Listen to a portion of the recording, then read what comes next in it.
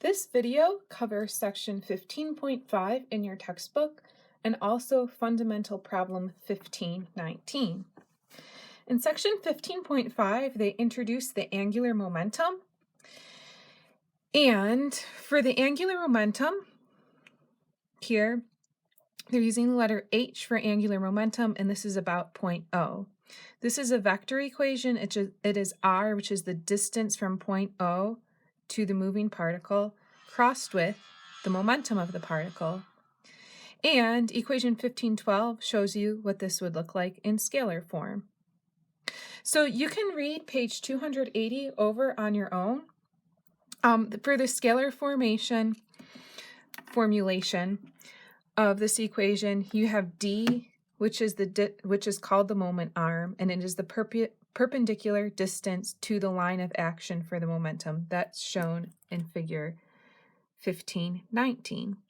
So you can read that page on your own. There are no problems for section 15.5, but we're going to do fundamental problem 15-19 from section 15.7, and all we need for this problem is what we just learned from section 15.5. And then after this, we'll go back and look at section 15.6 and 15.7.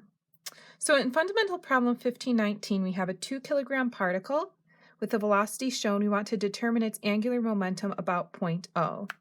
So we're asked to find the angular momentum about point O. I'm going to use the vector equation for the angular momentum. So I need to know the vector r, which goes from point O to my particle. So this is my vector r. Well, I can see from the diagram, if this is the x direction, and this is the y direction, I can write that vector r as 4 meters in the I hat direction plus 3 meters in the j hat direction. Then I need the momentum of the mass that I have here. The momentum is the mass times the velocity. The mass is 2 kilograms, so this is 2 kilograms times the velocity of A. I want to take the velocity of 10, which they gave me here, and break that up into component form. So this is a 3, 4, 5 triangle here. So let me redraw what I have here. This is 10. I want the components, but I also know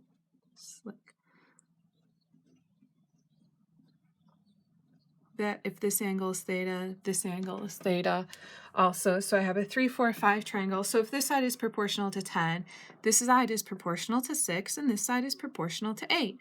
So then I can write the velocity of particle A as 6 in the I hat direction plus 8 in the j hat direction. So this is 6 I hat plus 8 j hat for the velocity.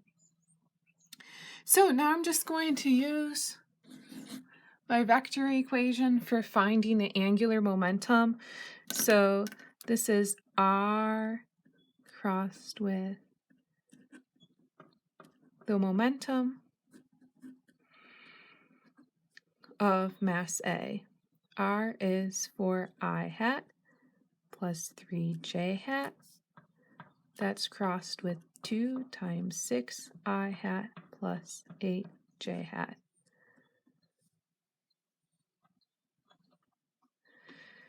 So I have, well, I hat cross I hat gives me 0. I hat cross j hat gives me k hat. So I have 4, and then I have to distribute this 2. So this is 4 times 2 times 8. And that's I hat cross j hat, which gives me k hat. I have j hat crossed with I hat. J hat crossed with I hat gives me negative k hat. This is 3 times 2 times 6. So this is minus 3 times 2 times 6.